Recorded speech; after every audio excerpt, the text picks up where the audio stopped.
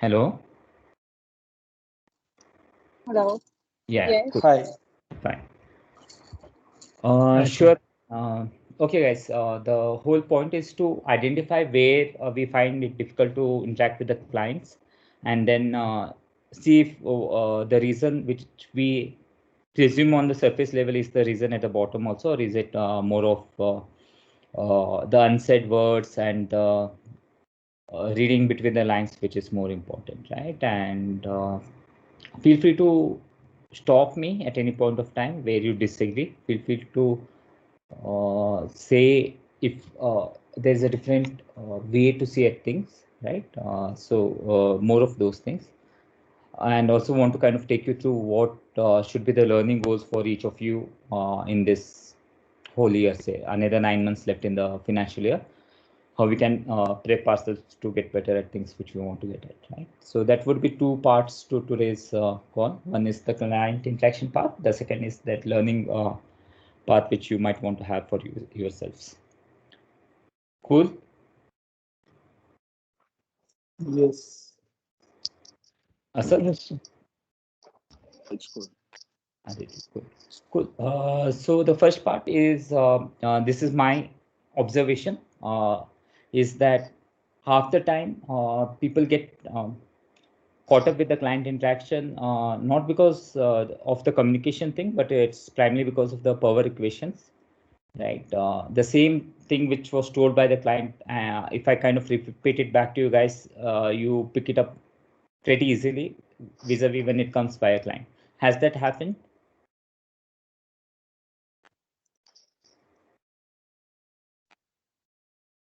Ajoy, did it happen to you any point of time that client would have said something and you would be confused, and then you kind of have a small chit chat with me, and then you get a sort of clarity? Yeah. Yes, Yeah, it it happens. Happens, right? And Yeah, it has nothing to yeah, it do. happens. Aditi, has it happened to It you? happens. Yes. Right.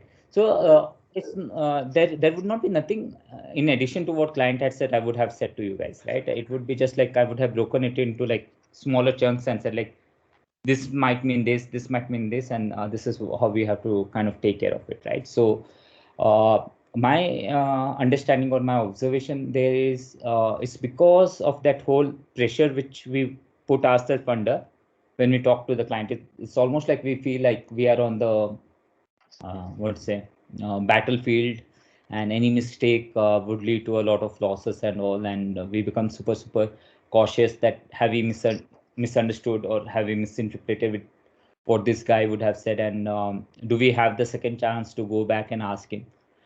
Do you guys go through those emotions, or is it just my assumption first? Yes. No. Yes, I do. I do. Right? So yeah, that's the primary thing, right? The more it's all about see again, this might sound philosophical, but to handle a client better, you will have to handle yourself better, right? I mean, it's not about client. It's most of the time how we react to what's happening and how the client reacts to what's happening. The same set of events happening with someone within the team or someone who with whom you have a good rapport, right? You might not face the same problem. Like with a particular client, you would have a really good rapport, and you would feel really like chilled to go back and give them a couple of ideas or tell them what they are doing might doesn't make much sense. But with someone else on the same project from the same team, you might not be that comfortable to even tell them that you need like 2 3 inputs before you get into the design. Does that happen? It happens. Yes. Yes, it happens. Right. So most of the time it's around the relationship dynamics, and a few things I'll tell you which I think is very important. These are not the good news, these are not the bad news, these are just neutral facts uh, which kind of would give you a different perspective, and what I think has shared like on Monday on what could be the possible problems the client has with the designer, right? I'll see if I can share the screen.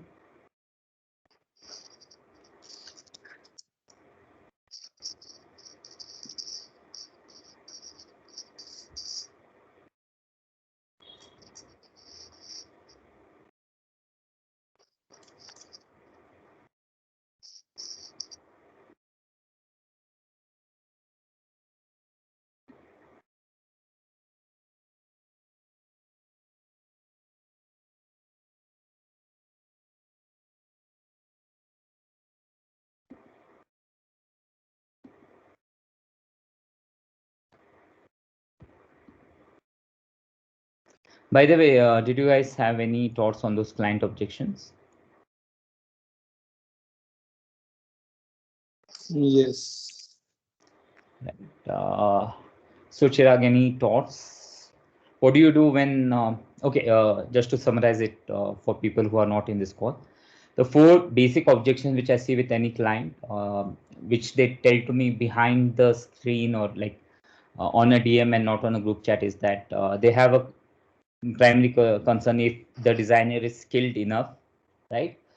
Uh, and if you're not skilled enough, or if you do not establish your skills, no matter how many good morning, good night messages you send, or how much you inquire about their diet and their habits, right? They will always have a problem with you, right? You could be the sweetest of the person, but if you are not competent, or if you do not establish that you are competent, things will go haywire. Objection number 1. The second thing is they are okay with someone being skilled. They kind of understand, okay, this guy Chirag knows how the web apps are designed and everything. But then they have the second question, like, how committed is he? Like, I asked him to do something on Wednesday and it's Friday and I haven't heard anything from him. Those kind of objections come when they know that you are skilled, but they feel that you are not giving enough time to the project, right? The third is this is a trickier one, where they respect your skills and they know that you are a dedicated professional who takes work and does it on time. But then they have this peculiar thing that he might not understand my kind of projects, right? Or he doesn't know fintech as much as I would like him to know, or like his design style is too American, but I was looking something which was more on European style, right? So that's the third kind of objection people have. The fourth one is everything is fine, but does he even care about my project, right? This is the objection which comes at a stage where you would feel everything is going fine, but the client is not appreciating my work, or like he's fine with my work, he's approving everything, but you don't get that love back, right? And this is a phase where the client would be saying like he's doing whatever we are expecting from him, but he's not doing anything beyond that, or he's not taking the proactive approach to solve my problems, right? He's just doing what we are asking him to do, right? Which in many cases doesn't even happen, right? Most of the cases, client would be like, he's not doing what I'm expecting him to do. And even when you are doing what the client is expecting, they have this thing like, do they care about my product? Do they kind of associate it? Do they have the ownership of the product? That kind of comes into the picture, right? So these are the 4 things. Let me know if you agree with this broadly, or if you think there could be a 5th thing, and then we can kind of discuss how do you handle each of the objection and how do you handle during the project phase. Aditya, anything in addition to this you think the client would have a problem with?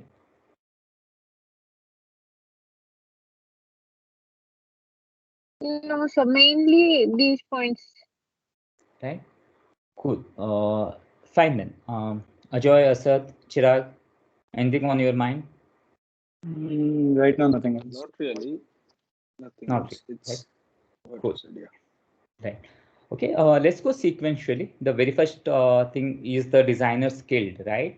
And I'll tell you why that question kind of comes into more of a agency setup versus the if you were to work for a product company, right? If you were to work for a product company, the interview process, the person who would work with you, the product owner, would still have that problem. But the way they would have assessed it was like, this guy has cleared our company's interview role, and he should be as good as other designers within the company, or slightly lesser, right? And they also have an option that if they don't like what you are doing, they can reach out to your head of design and say that, hey, Asad is not kind of fitting into our kind of problem. Could I take help of Ajoy for this, or something like that, right? Because it's within a team, they are not obliged to stick to a designer if there is a problem. But in an agency setup, they would not have interviewed the designer, but they would have kind of hired an agency. In our case, it would be me with whom they would have spoken to, and they would be like, okay, Vignesh understands this, Vignesh can get this done, and Ariu has so many designers, and this is what they have been working, so they can get it done, right? So they have assessed the company and not the designer. And with most of the clients, they do have this thing that they want to work with the best designer or the most suited designer for their product per se, right? So the very first week of your engagement with the client would be around that, and that's what they would be assessing. They would not be kind of saying like, okay, let's get 5 important things done, or like let's work on the most important part of the project, right? They would, and this is what I think a lot of you would have also experienced, that the very first week you get a very less challenging kind of a thing. They would ask you to do a login screen, they would ask you to do an emailer design, or they would ask you to kind of redesign a small work, right? Has that happened?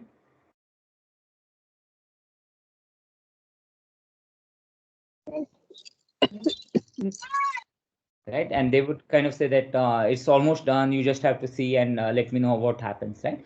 This primarily because that's the point of time they want to reduce the risk of giving very prominent part of their product to you, and kind of depending on how it would go, right? So although the work part given would be slightly less significant, but that's where you can establish your credibility, and that's where you can establish your expertise, right? You are in the team, you have worked on multiple projects, and you have been through the interview process, and also you would be skilled. But the point is that you might kind of start saying that this is just a login page. What is that I can do with this, right? Like one whole week just to create 2 screens with all the set of things which you are already aware of. There would be an email, there would be a password, etc., right? So do not take it that way. That becomes your most important thing. And worst case, what people do is they give multiple versions of login screen to say that I can do this, and this, right?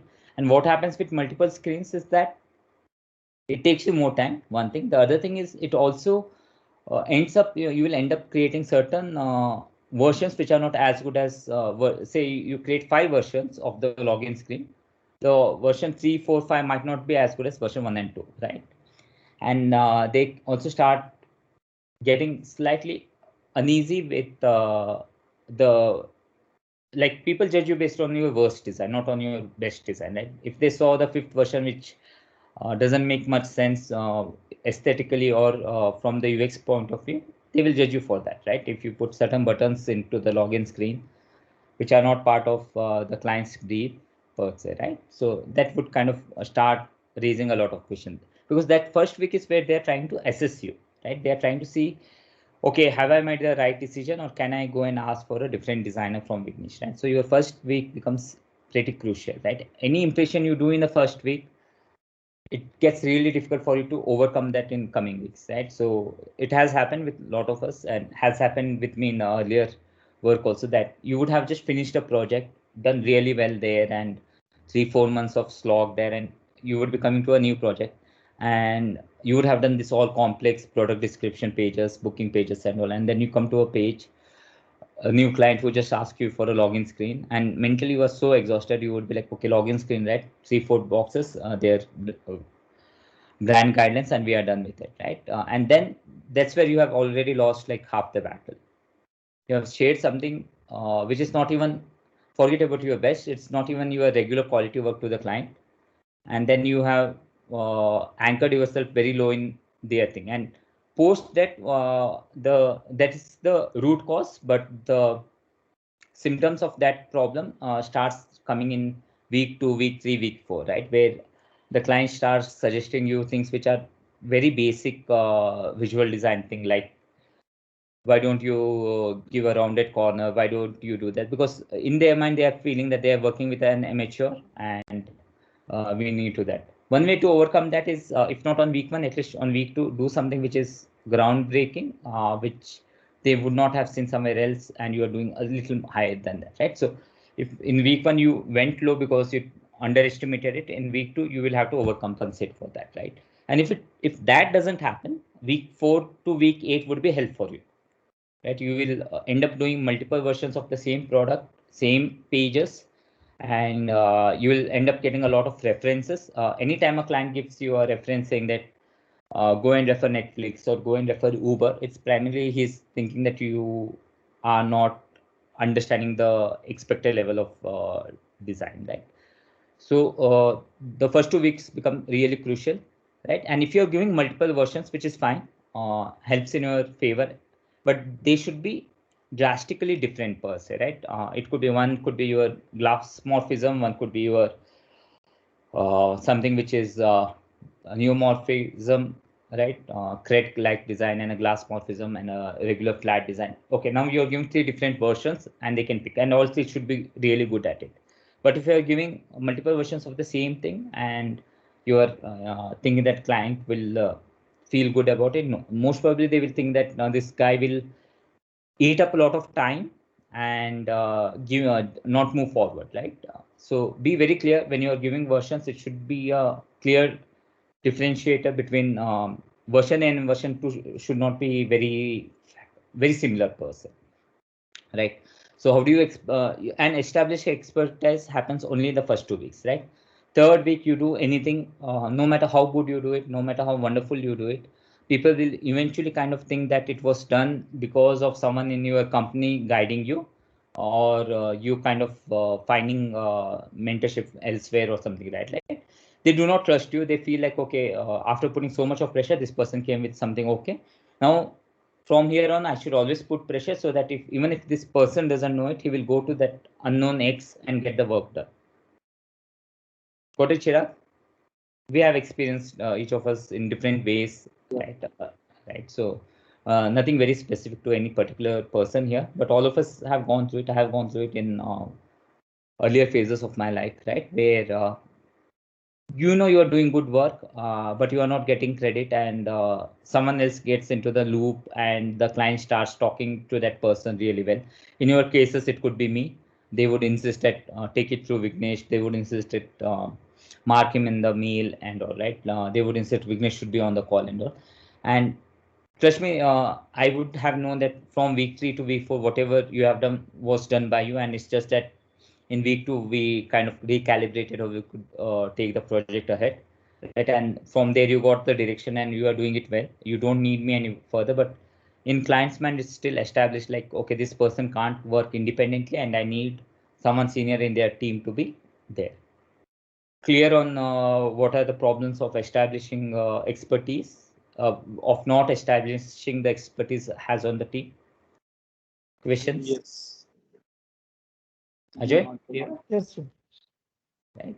So whenever someone is saying like let Vignesh be on the call, it's primarily that the first 2 weeks we would not have kind of made them comfortable or confident about our work, right? So, and this has happened over multiple projects, right? Nothing very specific to anyone here, and has happened with me in the first 4-5 years of my career, and it happens, right? Like the moment the person on the other side feels that their money is being spent on a team where they can't rely on designer X and they need supervision, they will always try to pull that, right? So that's one part of it, right? And the only period we have where we can establish our expertise as individual is the first 2 weeks of the thing. That first impression is the best impression is true, at least when it comes to design, right?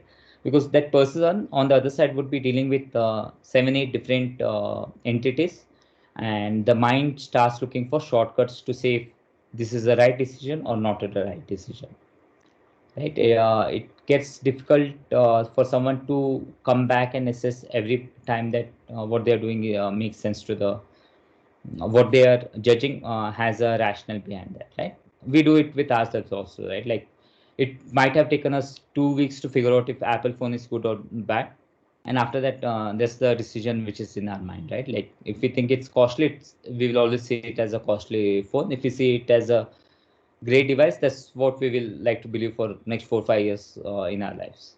Agree? Agreed.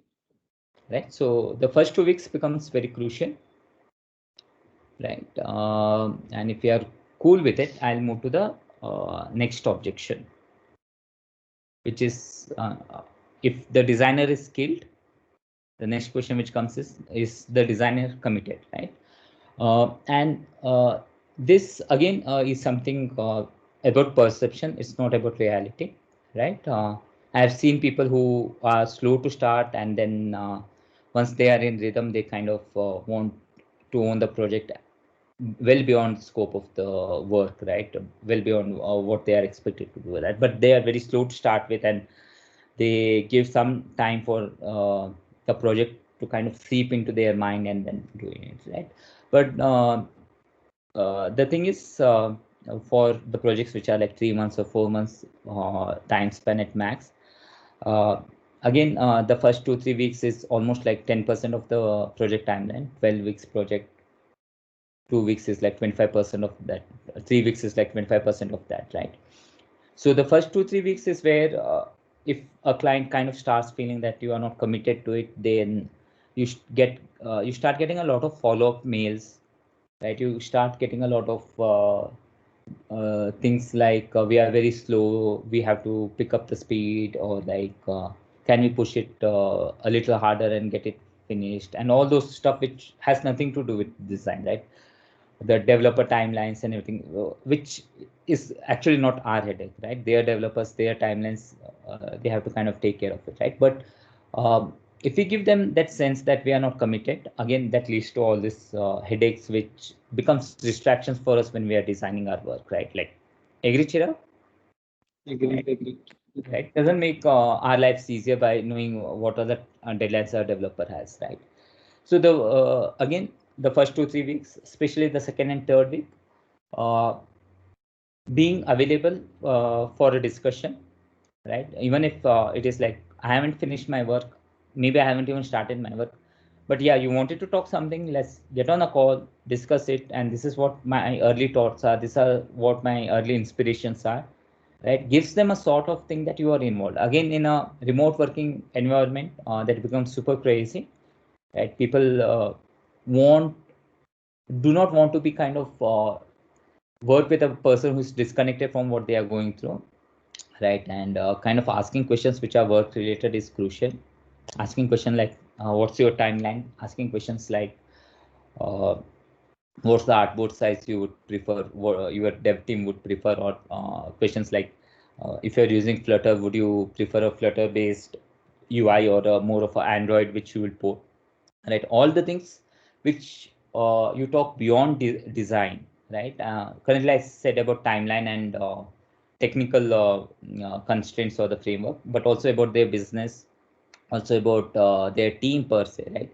Anything you talk beyond design which would ensure the success of the product gives a very positive sign to them that you are caring about the product to be successful and not just like trying to get your designs done and move to the next project, right? Which becomes important, like even from your individual perspective, say over next 2 years you might work for like 4 or 5 projects, and at minimum we would want at least 2 of those 4-5 projects to become fairly successful, right? Like we would like to show it to our peers and say that okay, this is what I have done, this many people are using it and all, right? There would be one odd thing which would not survive, there would be one odd thing which would be released but would not gather the attention, but at least the rest 3 of those 5-6 projects you would want it to make some amount of impact and have a what say that visibility in the public market when you would have done that, right?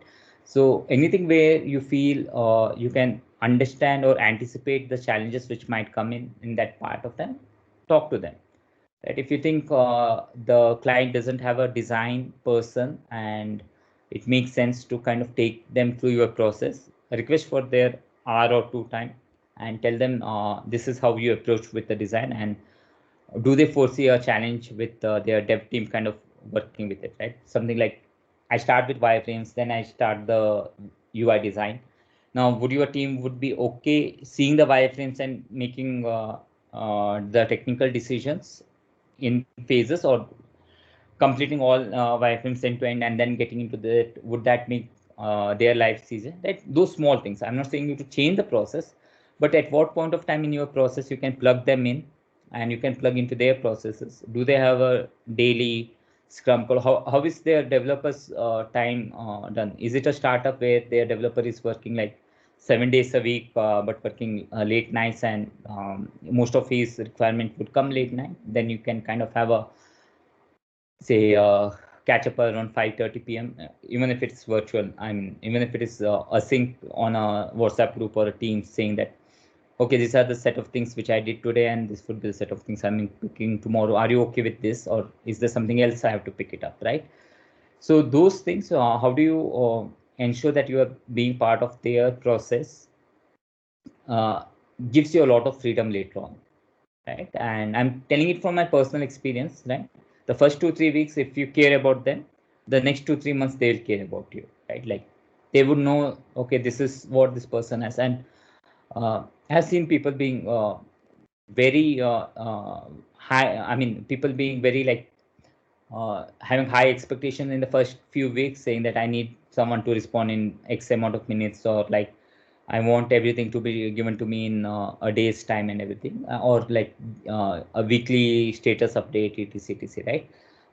But the same person on say 10th week or 11th week would be super cool if you just say that I want 3 days off because I'm not feeling like working, right? The same client who was like very processive on the week 2, week 3 becomes super liberal on week 10 or week 11, the moment they know that you are committed to the project and you are taking a day off because you just wanted to kind of relax, right? So again, the first 3 weeks is where it becomes important. First 2 weeks for your skills, first 3 week 2 to week 3 about your commitment, or and the one way to communicate that you are committed is to be genuinely committed, right? To genuinely have questions which are not related to designs, maybe in a way, right? Which I don't see a lot of you asking questions. You kind of feel like this is the set of things I need to know, and without knowing that, nothing makes sense. Don't be like that. Treat it like a set of projects you will work in your life is limited, right? 2 years is what I said, but even over a period of like 20-25 years, most probably the maximum number of projects you will work would be 80 to 90, right? Max. Most probably it will reduce to like 35-40. The more experienced you become, you would work on a single project for a longer period of time, or you might not even work hands-on, right?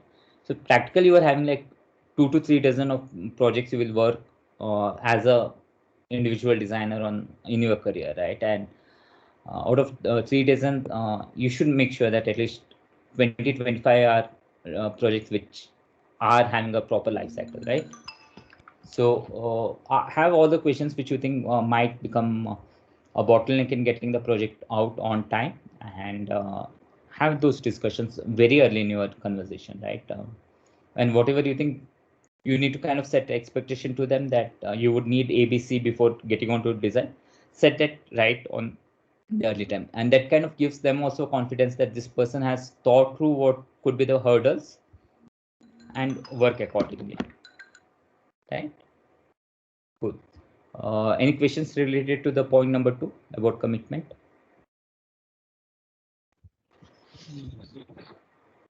How do we establish that set of questions we want to ask before starting the design? So the questions usually come from concerns, right? And what kind of concerns do you think a designer should have about the product? They can be technical constraints and all that stuff. Right. One concern, not constraint. One concern could be like, what I designed, would your team be able to develop it, right? And this is not about the team's capability, but it's about the compatibility, right? So asking upfront, like what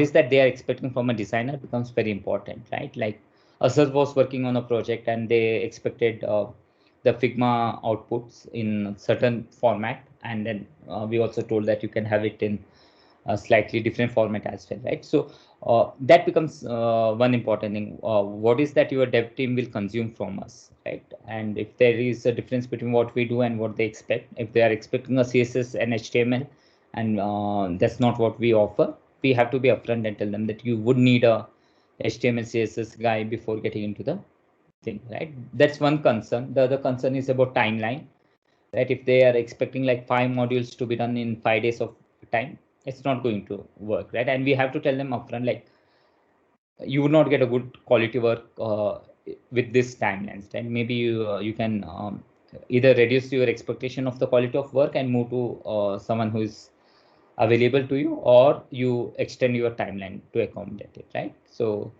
I think every week I kind of lose at least one client who would have come to us saying that they want the project out in 2 weeks time. Irrespective of the budget they have, they would have worked with someone else, and now they are delayed and they want like something to go super quick. Right? I say not the right person, right? Because practically we would not be able to do justice to what they are working on, right? So those are the concerns, right? The things which might lead the product to not see the day of the light, right? The compatibility, the would say the timelines, and then things could be like maybe there's something which is out of our expertise per se, right? If someone is coming to us and asking for a healthcare, the hardcore healthcare medical stuff, right?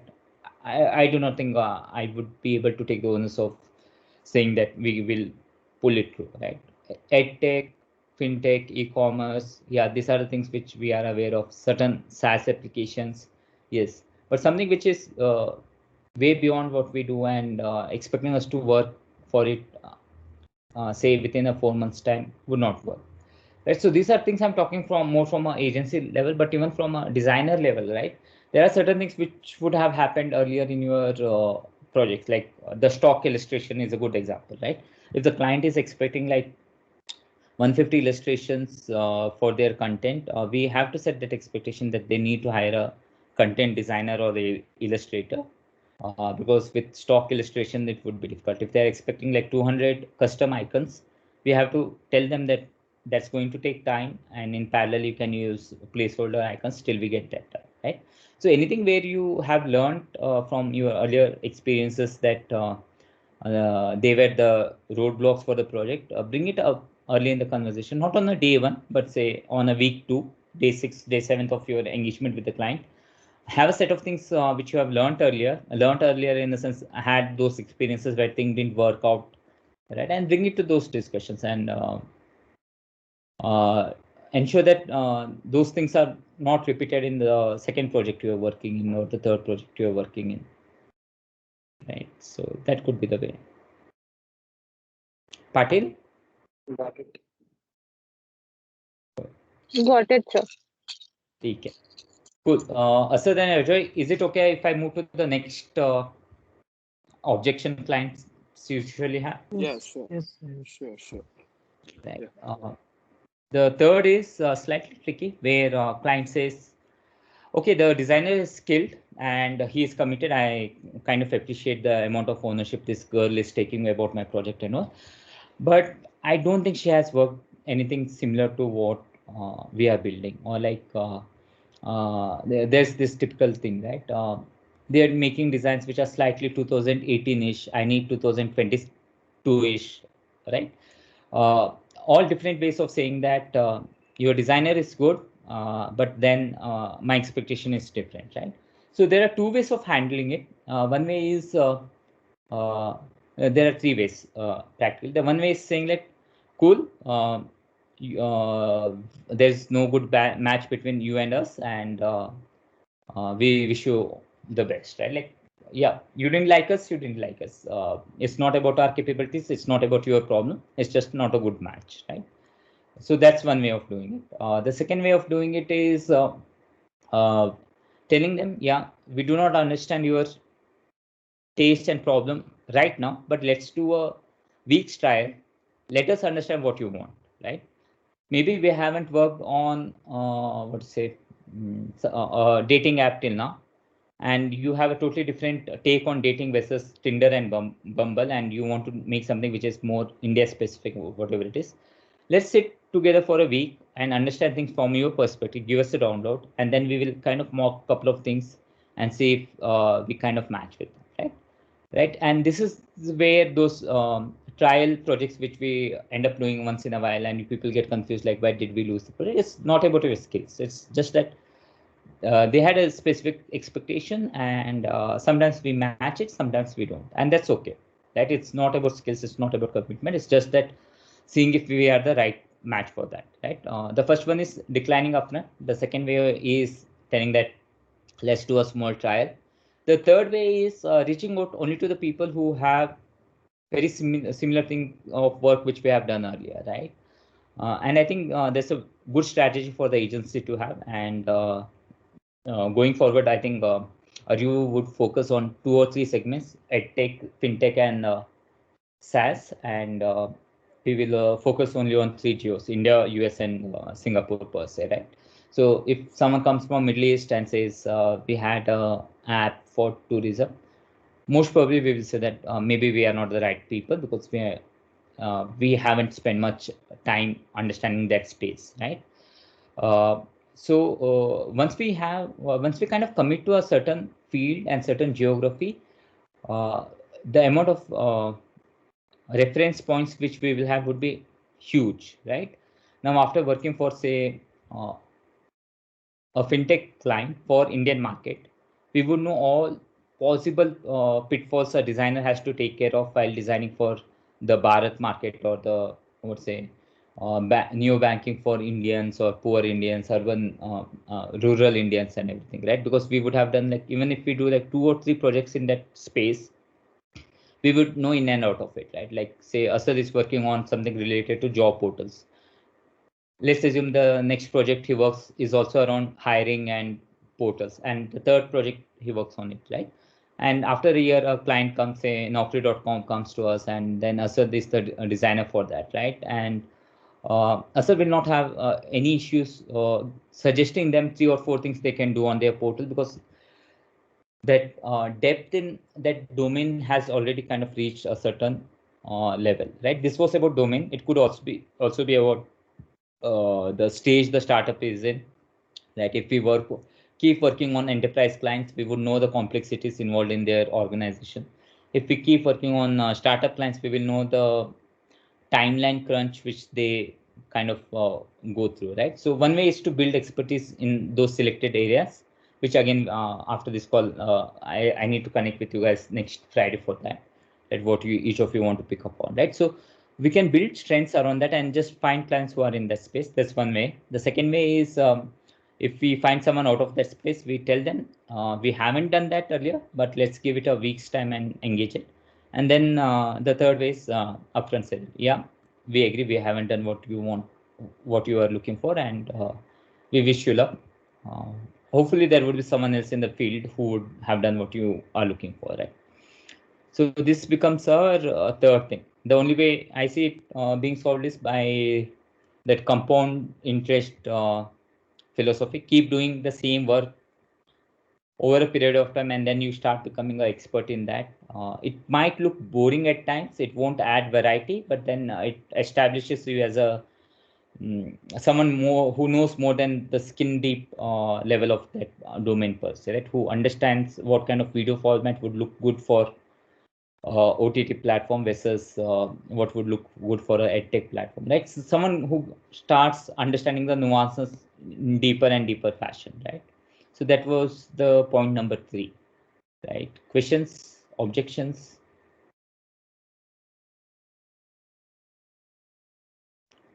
Cool. The last point, and then I think we can kind of wrap up. The last point is basically, does the designer care enough, right? And I don't think we need to care about everything every point of time, right? Because the emotional cost we pay for caring for a project is way too much. It's almost like you are uh, getting into a relationship per se, right? And it would have happened to each of you that although the work ends on Friday, your Saturdays and Sundays would be spent thinking about the design. Has it happened, Chirag? Yeah, most of the time. Yeah, Most of the time, most of the time, yeah. right? You would have finished your work around 8:30 at the night, and after your dinner, you would still be trying to figure out what did I miss in that. Could it be taken to a slightly different level, right? So it takes a lot of emotional energy. Design is a emotional labor, right? It's not a physical labor. It's not even intellectual beyond a point, but it's definitely a emotional labor, right? So it's difficult to kind of take all the 4 projects you are working in here and consider it to be your babies. It's difficult, right? So one way of doing that is ensuring that uh, the client has given you enough insights to care enough about the product, right? That if the project is something where client is just doing it as an experiment, you better treat it as an experiment. There's a good chance that client will go and kill the project after 6 months of development. If the client is someone who is investing their hard-earned money into it, and they are picking money from their other businesses and pouring into it, or they are kind of mortgaging their flats, or they are taking some super stupid decisions in their lives to get this done, those are the clients who need your best support. Right? Those are the clients on whom you can be okay. It's okay to push beyond what seems reasonable, right? Don't do it for everyone. For most of the people who take the ownership of the product, it's a part of their job. If you're working for an enterprise and someone is working with you, most probably for them it's about ensuring that nothing goes wrong and everything goes at a particular speed with certain good quality. They will never have a problem that you didn't care enough about it. If someone, this used to happen in our first year, right? There would be NGOs who would come and say they are going to change the world and everything, but then basically what they would be looking at their next appraisal, and all they expected from our website is to look better than the website of their competitor, right? They didn't care about the users, right? So in those cases, if you start caring a lot about your users, it will start hitting you badly, right? So be very clear how much it matters to the end user, to your client, and then kind of accordingly invest your emotional energy into it. But at least have one project in your year for which you really care about, and it need not be about the client alone. It could be about the space. It could be about the users, right? If you're doing something, the client is okay, but you know this is going to change lives of few people. It's okay to get emotionally involved. So do it judicially. This is the objection. I don't think you will have to bother all the time, but if this comes as an objection, just understand that client is very serious about the project. That doesn't mean that the project will be successful. That just means that that person is really passionate about what they are doing, and if nothing else, it can help us understand what it is to be building a product which people thoroughly believe in. So those were the 4 objections, I think. Anything you people want to add to? Question, disagree, agree, validate, feel free to. Chirag. Cool then. I'll stop the recording now.